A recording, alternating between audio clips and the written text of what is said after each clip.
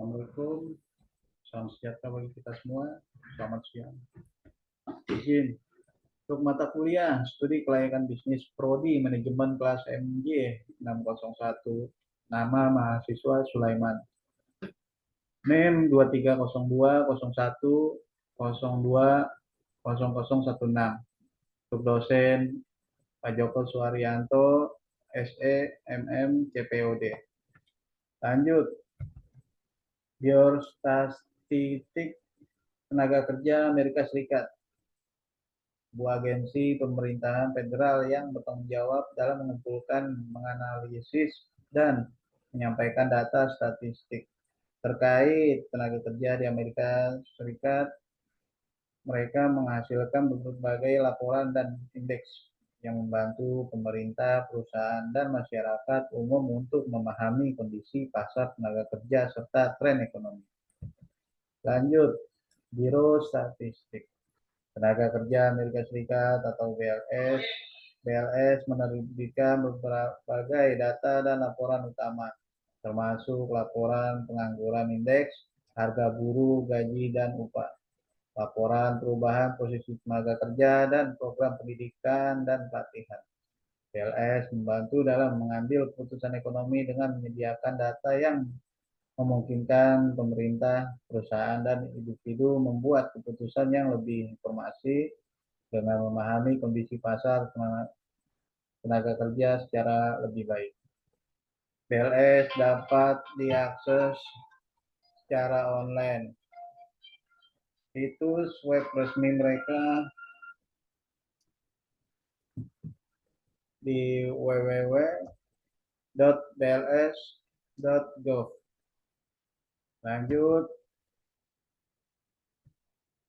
SDM. Kurangnya keterampilan dan pengetahuan staf jika perusahaan tidak memiliki karyawan yang memiliki keterampilan dan pengetahuan yang diperlukan untuk menjalankan bisnis dengan efektif. Ini dapat menyebabkan penurunan produktivitas dan efisiensi. Kurangnya komitmen dan dedikasi staf juga dapat menjadi faktor penting dalam kegagalan bisnis. Kurangnya retensi karyawan berbakat. Jika perusahaan tidak mampu mempertahankan karyawan yang berbakat, ini dapat mengganggu operasi sehari-hari dan menghambat pertumbuhan bisnis. Tutupnya Toys R Us, perusahaan mainan terkemuka Toys R Us, mengalami kebangkrutan pada tahun 2018.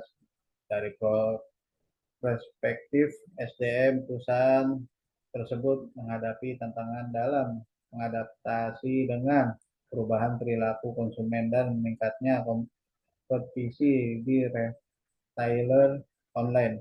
Kurangnya inovasi dalam strategi pemasaran dan peningkatan efisiensi operasional juga berkontribusi pada kegagalan perusahaan ini. Lanjut, pasar pemasaran. Tidak memahami pasar target. Jika perusahaan tidak memahami kebutuhan dan preferensi dan pelanggan mereka, ini dapat menyebabkan produk atau layanan yang tidak sesuai dengan permintaan pasar. Tidak adanya strategi pemasaran yang efektif juga dapat menghambat penjualan dan pertumbuhan bisnis. Tidak mampu bersaing dengan pesaing. Jika perusahaan tidak mampu bersaing secara efektif dalam pasar yang sangat kompetitif, ini dapat mengurangi pangsa pasar mereka dan akhirnya menyebabkan kegagalan, kebangkrutan Blockbuster. Blockbuster, perusahaan sewa video terkenal, mengalami kebangkrutan pada awal 2010-an. Dari perspektif pasar dan pemasaran, perusahaan tersebut gagal mengadaptasi dengan revolusi digital. Mereka tidak memanfaatkan peluang yang diberikan oleh layanan streaming online seperti Netflix yang akhirnya menguasai pasar hiburan rumah.